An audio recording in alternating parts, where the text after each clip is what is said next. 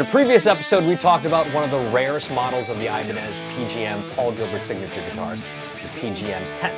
In this episode, I'll go behind the strings of the sexiest PGM model, the PGM90 Ham. I'm Thom Tran, and this is the show where I go in-depth into my guitar collection and that of my friends to give you the story, both historic and personal, about these rare and special instruments and how they got into our hands. This is the story behind the strings. Hey look, I'm doing an episode not about an Eddie Van Halen guitar. Relax, kiddos, I'll get back to the king in a little bit, but I wanted to tell you the tale of this beauty. But before I do, please like the episode, subscribe to the page, tap the bell icon to be notified when I drop a new episode, and share it with your friends. I do very much appreciate it. And remember, when I hit 5,000 subscribers, I'll be giving one of you a guitar from my collection. More about that later on. Now, let's talk about this little smoke show, the Ibanez PGM90 Ham, or the Hoshino Anniversary Model, Paul Gilbert's signature guitar, very rare and very limited.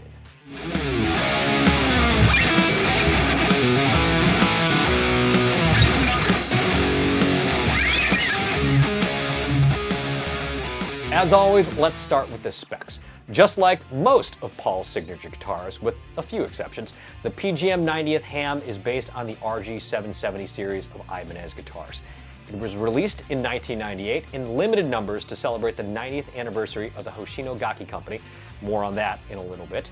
It's got a basswood body and a super strat style that was very prevalent in the 1980s and 90s. The PGM90 Ham was only available with this gorgeous blue flame maple top with abalone purfling and binding. It sports a Godot GTC 101 fixed bridge with black hardware and a white plastic top hat style knob. There's a single electronics cavity on the back and it's stringed through because the Godot GTC 101 bridge. The pickups come in the HSH configuration, all of them white with DiMarzio tone zones in the bridge and neck positions with a DiMarzio gem single coil in the middle position with a single master control knob placed on the white painted on F-holes that distinctively makes this a Paul Gilbert signature series guitar. It's got a 25.5-inch scale and the all-access neck joint bolts the Wizard style neck, which is a three-piece neck made of maple and babinga wood. You'll find 24 jumbo frets on the ebony fretboard with white binding, but interestingly, it doesn't have any fret markers except for the offset dots on the 12th fret and the text 90th anniversary model on the 24th fret. And that's actually something that Paul had to get fixed for his personal PGM90 Ham, and we'll talk about that in a little bit. It's got a reverse headstock painted the same as the body with Godot SG38 machine heads.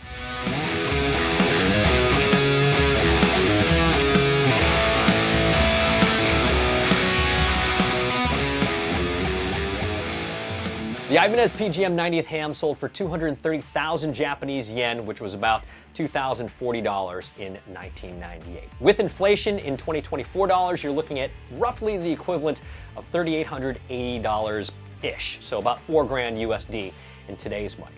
As I mentioned earlier, these are very rare. Again, because they were anniversary models, only a limited run was made. I think I've seen the number 337 tossed around. So finding one is an exceptional score.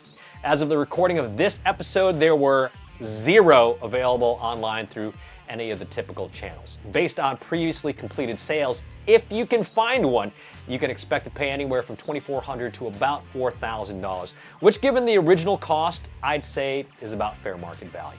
I did, however, see a couple of Steve Vai Gem 90s and John Petrucci JPM 90s available on Reverb, and also someone was selling just the neck of a JPM 90 and asking $7,000? Dude, what?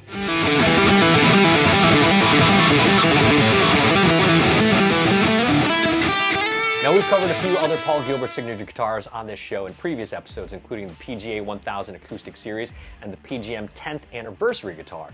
But that guitar celebrated the 10th anniversary of the Paul Gilbert series line of instruments and was actually released in 2002 after this 90th Ham model. So the PGM90 was released in 1998, but the PGM10 was released in 2002. Yes, because the PGM90 was issued to celebrate the 90th anniversary of the Hoshino Company, parent company of Ibanez Guitars, the makers of the PGM series and other 80s and 90s shred machines. Now in 1908, Matsuhiro Hoshino founded the Hoshino Company in the city of Nagoya, Japan. I've been to Nagoya, it's very nice.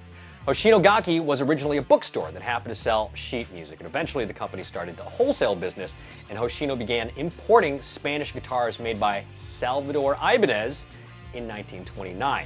By the mid-1930s, Hoshino started manufacturing their own line of instruments, which eventually would become what we know as Ibanez guitars. So if you've ever wondered why a Japanese-made line of guitars has a Spanish-sounding name, well, there you go.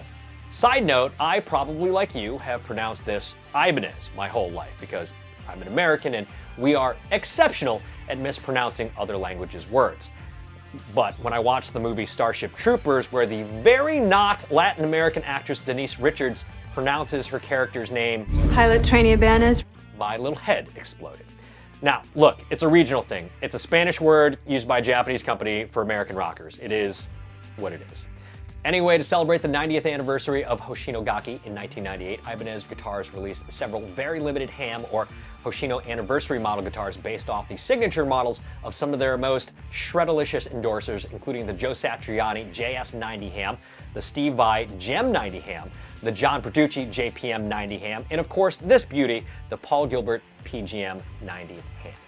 The celebration included a jam session concert featuring Paul Gilbert, Steve Vai, Andy Timmons, and a bunch of others, and you can actually watch that on YouTube.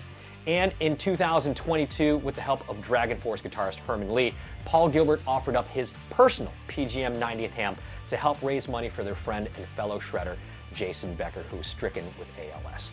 The guitar wound up selling for $40,000. And what makes Paul's PGM 90th ham different from stock models is that he had the Ibanez custom shop add dot inlays to the fingerboard, which, as we covered earlier, doesn't typically have inlays.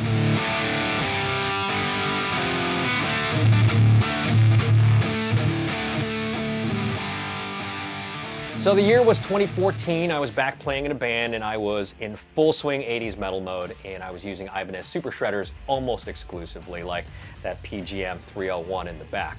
And, well, this one popped up on eBay at a fair price, and at the time, I just paid off my truck that I bought when I got home from Iraq, so I didn't have a car note, and I said, what the hell?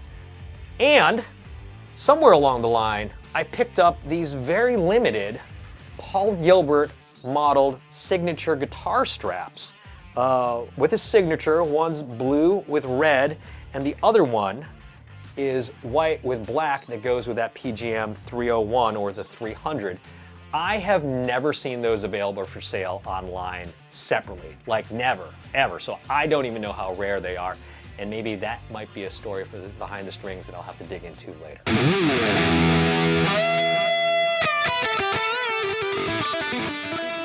And that's it. That's the story behind the strings of my Paul Gilbert PGM 90th ham Hoshino Anniversary Model. What do you think about the 90th ham guitars? Do you have one? Have you played one? Which one do you prefer? The PGM, the JS, the Gem, or the JPM90? Let me know in the comments below. We're still in the race to hit 5,000 subscribers, and when I do, I'll be giving away that Sterling by Music Man AX20 Rockstar Edition that I featured in my birthday episode. So if you haven't yet, please like the episode, subscribe to the channel, and share it with your friends. If you want to support the channel even more, hit up my Patreon page where you can become a roadie, a guitar tech, or a hired gun and get perks like shoutouts and free swag. You can also grab one of my custom t-shirts at ThomTranShop.com. Please follow me on all the places, including Facebook, Instagram, Threads, TikTok, and don't forget my stand-up comedy dates are available on my website at ThomTran.com. Thanks again, and remember, let the strings tell your story. Which is a three-piece neck made of maple and babinga wood. Babinga. Let's try that again. Now in 1908, Matsuhiro Hoshino founded. Oh my God. Now in 19.